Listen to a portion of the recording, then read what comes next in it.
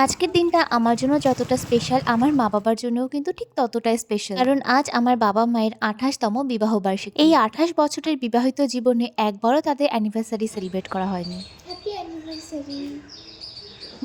ঠিক করে দেবো, কাটা ফুটে যাবে কিন্তু। ওরে তোর মনে আছে?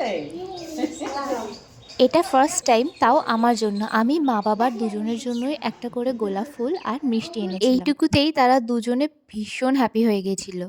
আমি বাবা মাকে গোলাপ দিলাম, মিষ্টি খাওয়ালাম, আর বাবা আমাকে টাকা দিয়েছে বাড়ির সবার জন্য মিষ্টি আনার জন্যে। আর আমি আমি তো শুধু মিষ্টি খেয়ে ছাড়বো না, আমি রাতের বেলা বিরিয়ানি খাবো, দেখি কি করে বাবা।